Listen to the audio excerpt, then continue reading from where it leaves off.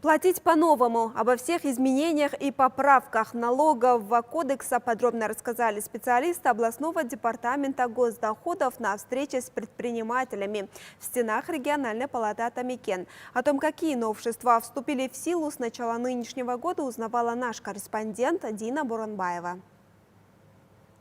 Мероприятие, организованное Департаментом государственных доходов области ЖТСУ, собрало порядка сотни руководителей предприятий и бухгалтеров. Для каждого из них налоги – тема номер один. С начала года в этой сфере был введен ряд новшеств, продлен мораторий на проверки, отменен ряд льгот и внесены дополнения в кодекс. Например, появился единый платеж заработной платы. Этот налог сформирован с учетом предложений самих предпринимателей. Действующий для определенных категорий, один взнос заменит подоходную, пенсионную, социальную и другие выплаты. По всем нововведениям собравшиеся смогли задать специалистам свои вопросы.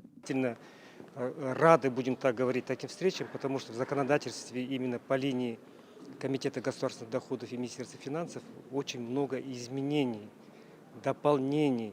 И простой рядовой предприниматель, который занят своими насущными делами, он и физически, и морально, будем так говорить, не успевает следить за всеми этими новшествами.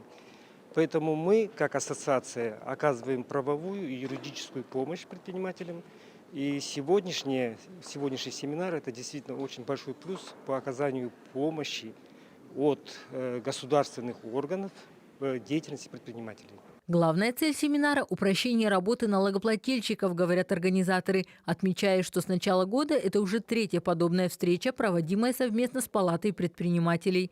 Ведь налоговая сфера была и остается одной из важнейших составляющих экономики страны. Подробно о введенных изменениях в кодекс рассказали 6 специалистов Департамента государственных доходов. Они на сегодняшний день касаются в основном снижения налоговой нагрузки и упрощения исполнения налоговых обязательств. Это изменения, внесенные в части применения специального налогового режима, в части законности применения специального налогового режима для налогоплательщиков, которые сдают в аренду свои помещения, а также коснутся изменения всеобщего декларирования и сопроводительных накладных на товары. По итогам прошлого года в области ЖТСУ план по доходам в государственный бюджет был перевыполнен более чем на 22 миллиарда тенге. Исполнение местного бюджета составило 140,5%, а доля поступлений от малого и среднего предпринимательства превысила 29 миллиардов тенге. Именно совместная и активная работа будет способствовать такому высокому результату и в дальнейшем, уверены собравшиеся. Дина Буранбаева, Габит Кабдрахман, телеканал ЖТСУ.